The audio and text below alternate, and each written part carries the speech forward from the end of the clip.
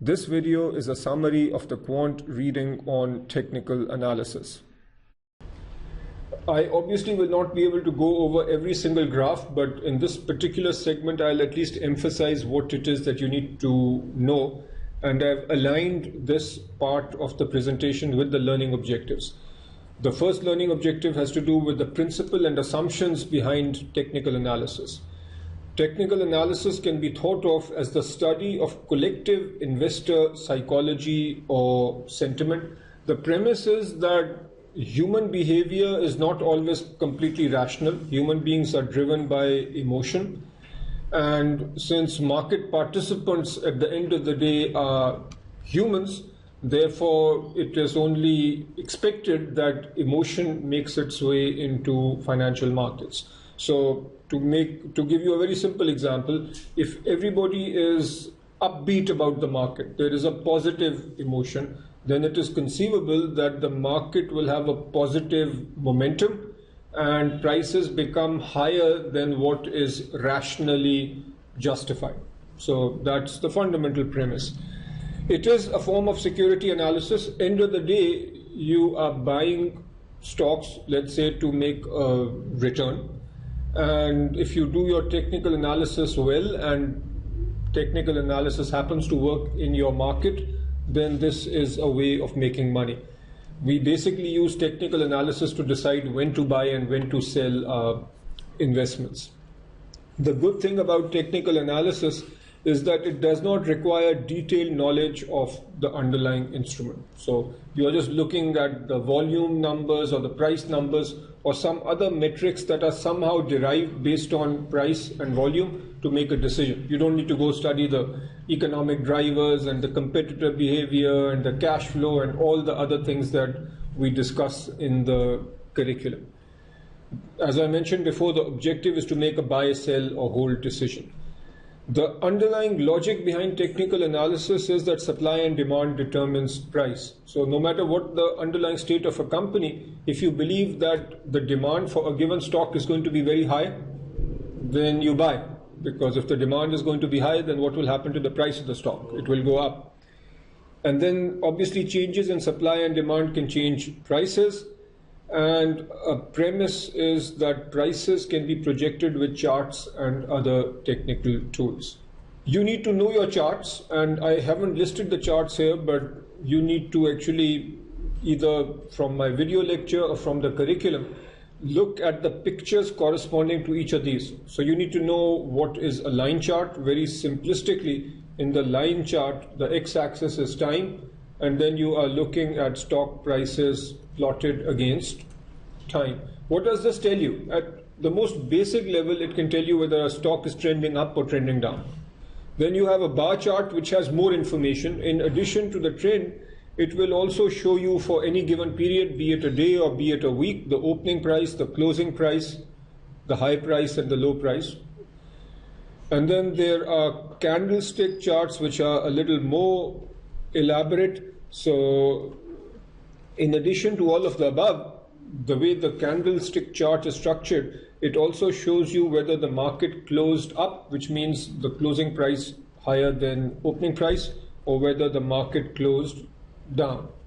You need to understand the concept of trend, support, resistance, and change in polarity. Market participants often display a herd mentality, which means that if there is a positive trend, then even if some fundamental factor changes, but because of that trend, the momentum, the herd mentality, the trend continues for a little bit of time, even beyond the point where new information has come in that suggests that stock price should come down. That's the premise behind technical analysis.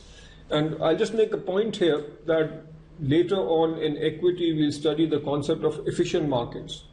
If efficient markets hold, then technical analysis will not make you money. But by definition, somebody who's trying to make money based on technical analysis is assuming that his market or the market where he is operating is not efficient. Question? It's not even weak form efficient. Exactly. So if you can make money using technical analysis, then the market is not even weak form efficient. All right, so you need to know these terms. Uptrend is where a market reaches higher highs. So what does that mean?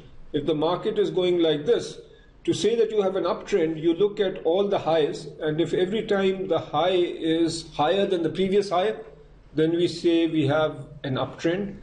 Downtrend means that the market has lower lows. So if the market is going like this, where the lows are lower than the previous low, then we say we have a downtrend. This would be the downtrend line which connects the lows, and this would be the uptrend line which connects the highs. Actually, I said that wrong. The trend line for the uptrend touches the lows, and the trend line for the downtrend touches the highs. And here again, I would emphasize that you need to go look at these charts in the curriculum. Support, resistance, and change in polarity. What does this mean?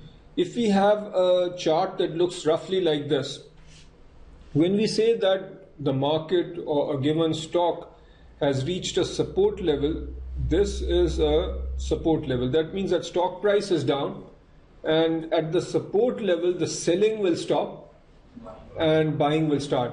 The thought here is that the market at a certain point believes that, okay, the stock has gone too low, so the selling will stop and buying will begin. This is called a resistance level, where the market believes that, okay, the stock price has reached a high, and then people stop buying and start selling. So that's the resistance line. So think of the resistance line as a resistance to an increase in stock price, and a support level as a support based, below which the price will not go. But this is not a hard rule. Sometimes the resistance and support changes. For example, the stock price here might break through the resistance level, and then the old resistance level might become the new support level, and then we have a higher resistance level. When this happens, this is called a change in polarity. All right, next is chart patterns. So one thing is to understand charts, the candlestick chart and the bar chart and so on. Then after that, you also need to be able to look at the patterns and be able to predict what will happen. Patterns can be reversal patterns or continuation pattern. A reversal pattern is one which says that, okay, the trend is now going to reverse. A continuation pattern means that the trend will continue. So here are the various reversal patterns. These are continuation patterns, and in my regular lecture or from the curriculum, you need to look up these patterns and just need to recognize what they are. I have picked the one that I think is most likely to be tested, which is a head and shoulders pattern, which looks like this. So the name should give you a hint. Notice that you have a head and then you have two shoulders. This is a reversal pattern, which means that when you see this pattern, then initially if you had an uptrend, then after this pattern you can expect a downtrend. The next question then becomes, if there is an expected downtrend, where do you expect the price to end up? And the answer is, you do this formula. You look at the neckline, which is this, and then from the neckline you subtract this distance, the head. Let's say this distance is 5, and let's say the neckline is at 50. Then what you expect the target price to be is 50 minus 5, which is 45. Now this is again not a hard and fast rule. It's just based on observations in the past.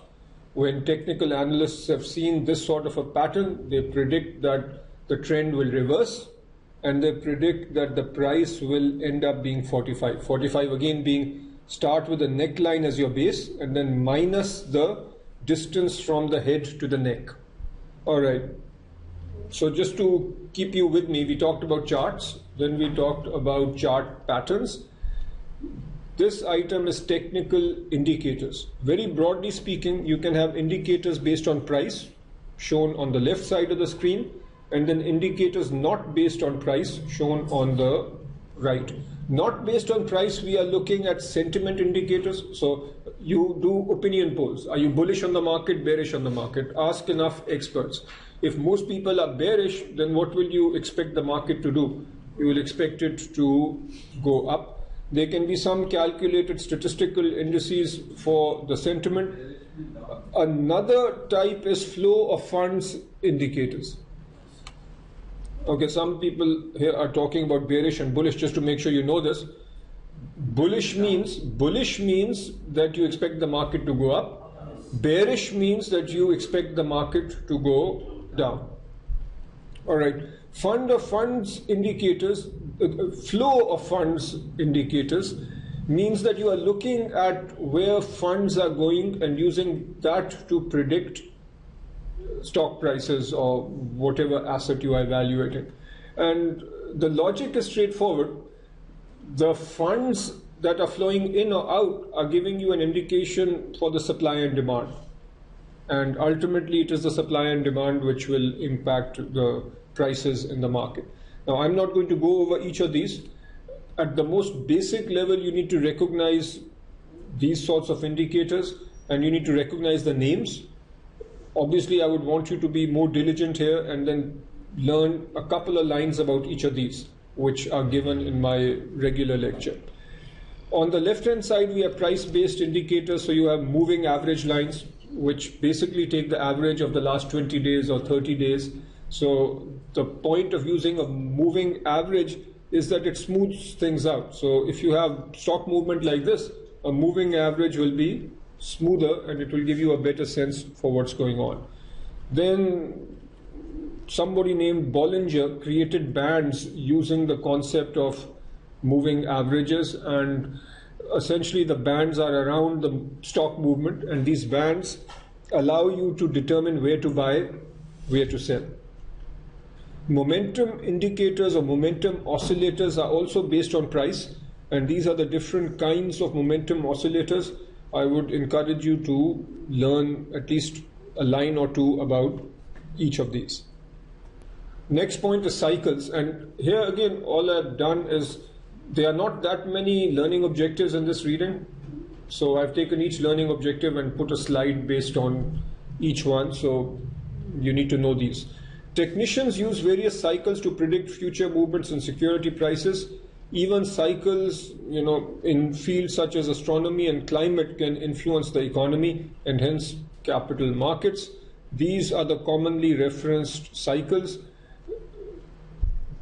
Any of these might just show up on the exam as one possible cycle, so I'd say you learn the bullet point or two given with each type of cycle or pattern. Elliot wave theory. According to this theory, market moves in regular repeated waves or cycles, patterns of 5 waves as shown below. Each wave can be broken into smaller subwaves. So an important aspect here is that the pattern follow ratios which are based on the Fibonacci sequence. And if you want to be diligent, you can learn more about this. I think the probability of being tested on the details are low, but to be diligent, you should learn this material.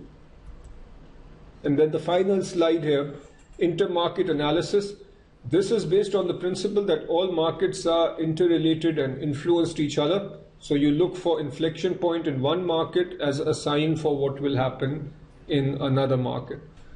Use of relative strength analysis for different groups of securities to make asset allocation decisions. So you can do intermarket analysis where you look at stock related indices versus bond, the interaction of different sectors in the economy, and stock markets from different countries.